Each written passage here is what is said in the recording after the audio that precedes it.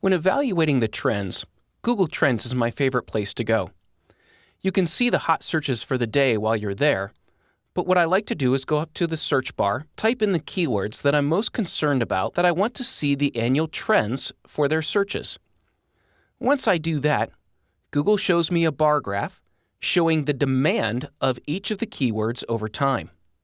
Now, I like to do a couple of things here to make sure that I'm getting relevant information. The first thing is I'll go to the location. I want to be sure that I'm targeting users in the United States. That does change the information slightly.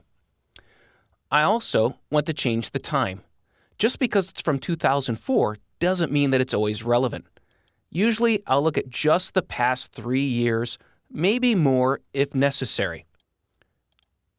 And so I'm going to look at just the past 3 years.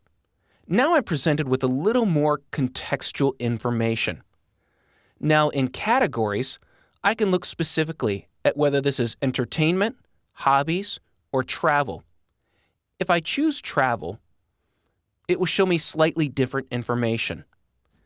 Sometimes I see the keyword counts go down when I do that, and so I don't always do that. I'll go back and just look at all categories.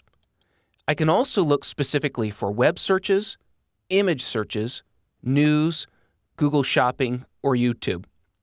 If it's relevant for you, then definitely use that.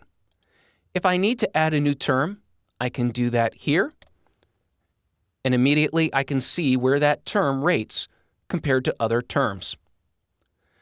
Now I've got a nice color-coded chart that I can look at.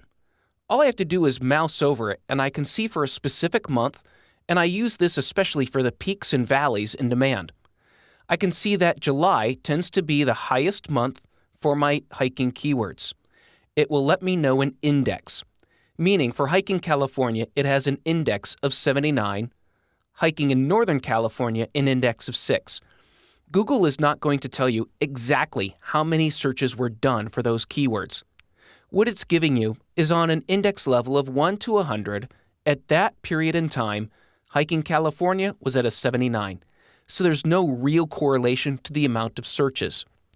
You can also look at a forecast if that's available, and you can also overlay news headlines if some of your keywords have to do with content and relevancy for the news.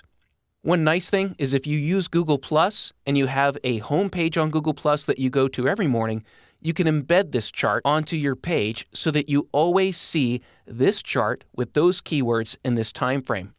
Some of the additional information that's available on the page is regional interest. The reason why I chose California specifically to look at the traffic is because on this chart, the majority of people searching for hiking in California are from California. Nevada is the next closest state, and it's not even close. Oregon, Arizona, and Washington are my next, but what's interesting is I also see Illinois and Texas showing up in my top 10 states of people searching for hiking in California. So this helps me navigate a regional interest in keywords. I can use this information in setting up an AdWords campaign where I only target my ads specifically to people in California. I can also set up an ad campaign specifically for people in Nevada or Oregon.